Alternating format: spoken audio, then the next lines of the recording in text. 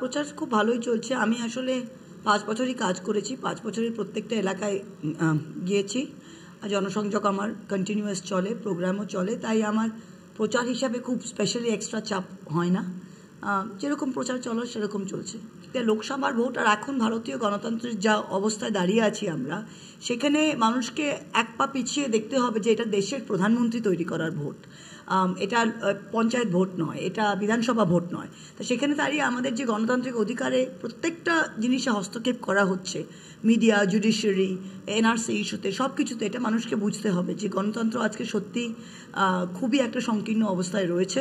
সেটাকে মানুষকে বুঝতে হবে, সেটা মেন ইস্যু। মানুষ বলবে, আমাকে কি জিজ্ঞেস করছেন, আমি তো প্রার্থী, তো মানুষ বলবে 4 তারিখে ভোটের বাক্স যখন খোলা হয়।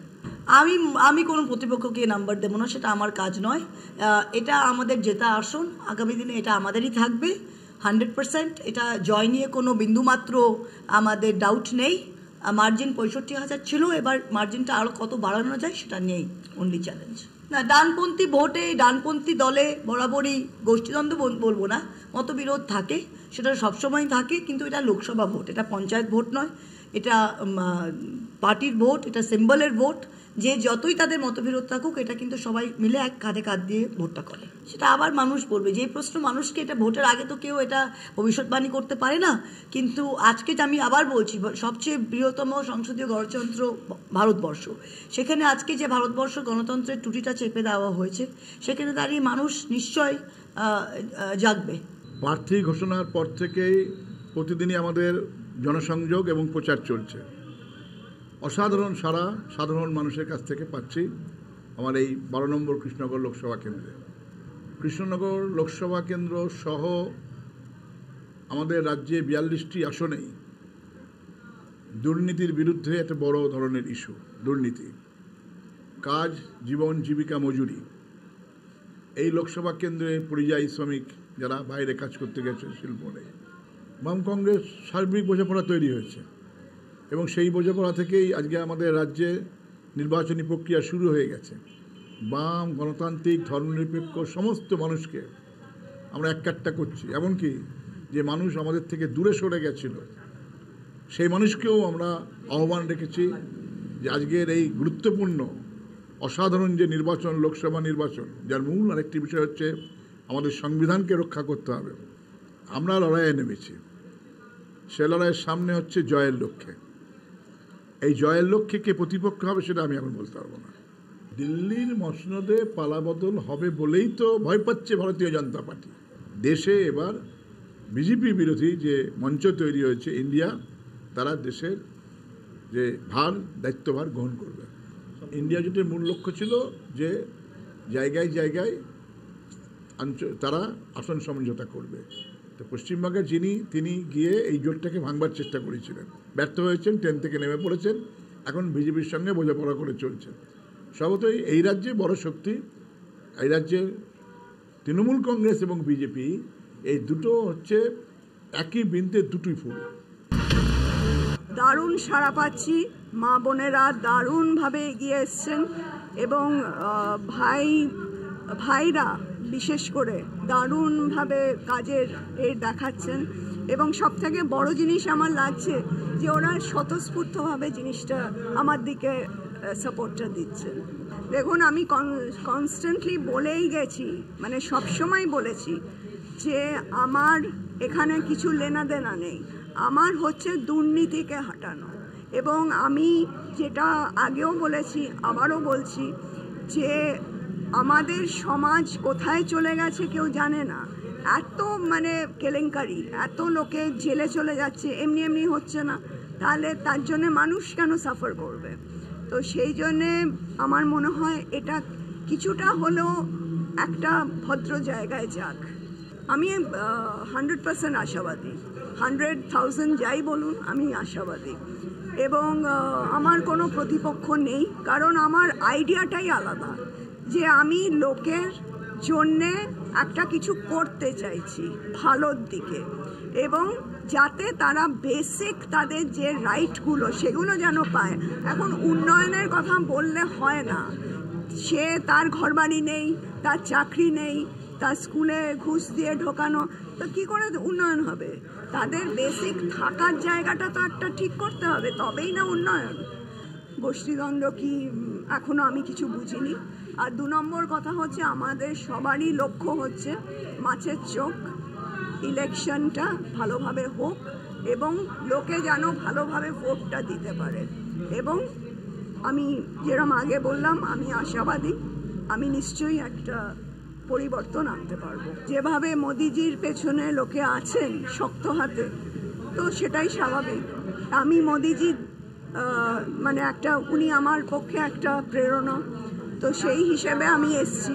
তো সেখানে অনেক লোক এরকম আছে যারা মোদিজিকে বিশ্বাস করেন বা মোদিজির আস্থা মানেন। প্রার্থী ঘোষণার পর থেকেই প্রতিদিনই আমাদের জনসংযোগ এবং প্রচার চলছে। অসাধারণ সারা সাধারণ মানুষের কাছ থেকে পাচ্ছি আমার এই 12 নম্বর কৃষ্ণনগর লোকসভা কেন্দ্রে। কৃষ্ণনগর লোকসভা কেন্দ্র সহ আমাদের রাজ্যে 42টি আসনেই দুর্নীতির বিরুদ্ধে একটা বড় ধরনের ইস্যু। দুর্নীতি, কাজ, জীবন, জীবিকা, মজুরি। এই লোকসভা কেন্দ্রে পরিযায়ী শ্রমিক যারা বাইরে কাজ করতে গেছে শিল্প নেই, বাম কংগ্রেস সার্বিক বোঝাপড়া তৈরি হয়েছে এবং সেই বোঝাপড়া থেকেই আজকে আমাদের রাজ্যে নির্বাচনী প্রক্রিয়া শুরু হয়ে গেছে। বাম, গণতান্ত্রিক, ধর্মনিরপেক্ষ সমস্ত মানুষকে আমরা এককাট্টা করছি। এমনকি যে মানুষ আমাদের থেকে দূরে সরে গেছিল সেই মানুষকেও আমরা আহ্বান রেখেছি যে আজকের এই গুরুত্বপূর্ণ অসাধারণ যে নির্বাচন, লোকসভা নির্বাচন, যার মূল আরেকটি বিষয় হচ্ছে আমাদের সংবিধানকে রক্ষা করতে হবে। আমরা লড়াইয়ে নেমেছি। সে লড়াইয়ের সামনে হচ্ছে জয়ের লক্ষ্যে। এই জয়ের লক্ষ্যে কে প্রতিপক্ষ হবে সেটা আমি এখন বলতে পারবো না। দিল্লির মসনদে পালাবদল হবে বলেই তো ভয় পাচ্ছে ভারতীয় জনতা পার্টি। দেশে এবার বিজেপি বিরোধী যে মঞ্চ তৈরি হয়েছে ইন্ডিয়া, তারা দেশের যে দায়িত্বভার গ্রহণ করবে। ইন্ডিয়া জোটের মূল লক্ষ্য ছিল যে জায়গায় জায়গায় তারা আসন সমঝোতা করবে। তো পশ্চিমবঙ্গের তিনি গিয়ে এই জোটটাকে ভাঙবার চেষ্টা করেছিলেন, ব্যর্থ হয়েছেন, ট্রেন থেকে নেমে পড়েছেন, এখন বিজেপির সঙ্গে বোঝাপড়া করে চলছে। স্বভাবতই এই রাজ্যে বড় শক্তি, এই রাজ্যে তৃণমূল কংগ্রেস এবং বিজেপি, এই দুটো হচ্ছে একই বৃন্তের দুটোই ফুল। দারুণ সাড়া পাচ্ছি, মা বোনেরা দারুণভাবে এগিয়ে এসছেন এবং ভাইরা বিশেষ করে দারুণভাবে কাজের দেখাচ্ছেন। এবং সবথেকে বড় জিনিস আমার লাগছে যে ওরা স্বতঃস্ফূর্তভাবে জিনিসটা আমার দিকে সাপোর্টটা দিচ্ছেন। দেখুন, আমি কনস্ট্যান্টলি বলেই গেছি, মানে সবসময় বলেছি যে আমার এখানে কিছু লেনা দেনা নেই, আমার হচ্ছে দুর্নীতিকে হাঁটানো। এবং আমি যেটা আগেও বলেছি, আবারও বলছি যে আমাদের সমাজ কোথায় চলে গেছে কেউ জানে না। এত কেলেঙ্কারি, এত লোকে জেলে চলে যাচ্ছে, এমনি এমনি হচ্ছে না, তাহলে তার জন্যে মানুষ কেন সাফার করবে? তো সেই জন্যে আমার মনে হয় এটা কিছুটা হলেও একটা ভদ্র জায়গায় যাক। আমি 100% আশাবাদী, 100,000 যাই বলুন, আমি আশাবাদী। এবং আমার কোনো প্রতিপক্ষ নেই, কারণ আমার আইডিয়াটাই আলাদা, যে আমি লোকের জন্যে একটা কিছু করতে চাইছি ভালোর দিকে, এবং যাতে তারা বেসিক তাদের যে রাইটগুলো সেগুলো যেন পায়। এখন উন্নয়নের কথা বললে হয় না, সে তার ঘরবাড়ি নেই, তার চাকরি নেই, তার স্কুলে ঘুষ দিয়ে ঢোকানো, তো কী করে উন্নয়ন হবে? তাদের বেসিক থাকার জায়গাটা তো একটা ঠিক করতে হবে, তবেই না উন্নয়ন। গোষ্ঠীদ্বন্দ্ব কি এখনো আমি কিছু বুঝিনি। আর 2 নম্বর কথা হচ্ছে আমাদের সবারই লক্ষ্য হচ্ছে মাছের চোখ, ইলেকশনটা ভালোভাবে হোক এবং লোকে যেন ভালোভাবে ভোটটা দিতে পারে। এবং আমি যেরকম আগে বললাম, আমি আশাবাদী, আমি নিশ্চয়ই একটা পরিবর্তন আনতে পারবো। যেভাবে মোদিজির পেছনে লোকে আছেন শক্ত হাতে, তো সেটাই স্বাভাবিক। আমি মোদিজির উনি আমার পক্ষে একটা প্রেরণা, তো সেই হিসেবে আমি এসছি। তো সেখানে অনেক লোক এরকম আছে যারা মোদিজিকে বিশ্বাস করেন বা মোদিজির আস্থা মানেন। প্রচার খুব ভালোই চলছে। আমি আসলে 5 বছরই কাজ করেছি, 5 বছরের প্রত্যেকটা এলাকায় গিয়েছি। আর জনসংযোগ আমার কন্টিনিউয়াস চলে, প্রোগ্রামও চলে, তাই আমার প্রচার হিসাবে খুব স্পেশালি এক্সট্রা চাপ হয় না। যেরকম প্রচার চলো সেরকম চলছে। লোকসভার ভোট আর এখন ভারতীয় গণতন্ত্রের যা অবস্থায় দাঁড়িয়ে আছি আমরা, সেখানে মানুষকে এক পা পিছিয়ে দেখতে হবে যে এটা দেশের প্রধানমন্ত্রী তৈরি করার ভোট, এটা পঞ্চায়েত ভোট নয়, এটা বিধানসভা ভোট নয়। তো সেখানে দাঁড়িয়ে আমাদের যে গণতান্ত্রিক অধিকারে প্রত্যেকটা জিনিসে হস্তক্ষেপ করা হচ্ছে, মিডিয়া, জুডিশিয়ারি, এনআরসি ইস্যুতে, সব কিছুতে, এটা মানুষকে বুঝতে হবে যে গণতন্ত্র আজকে সত্যি খুবই একটা সংকীর্ণ অবস্থায় রয়েছে, সেটাকে মানুষকে বুঝতে হবে, সেটা মেন ইস্যু। মানুষ বলবে, আমাকে কি জিজ্ঞেস করছেন, আমি তো প্রার্থী, তো মানুষ বলবে 4 তারিখে ভোটের বাক্স যখন খোলা হয়। আমি কোনো প্রতিপক্ষকে নাম্বার দেবো না, সেটা আমার কাজ নয়। এটা আমাদের জেতা আসন, আগামী দিনে এটা আমাদেরই থাকবে 100%। এটা জয় নিয়ে কোনো বিন্দুমাত্র আমাদের ডাউট নেই। মার্জিন 65,000 ছিল, এবার মার্জিনটা আরও কত বাড়ানো যায় সেটা নিয়েই অনলি চ্যালেঞ্জ। না, ডানপন্থী ভোটে, ডানপন্থী দলে বরাবরই গোষ্ঠীদ্বন্দ্ব বলবো না, মতবিরোধ থাকে, সেটা সবসময় থাকে, কিন্তু এটা লোকসভা ভোট, এটা পঞ্চায়েত ভোট নয়, এটা পার্টির ভোট, এটা সিম্বলের ভোট।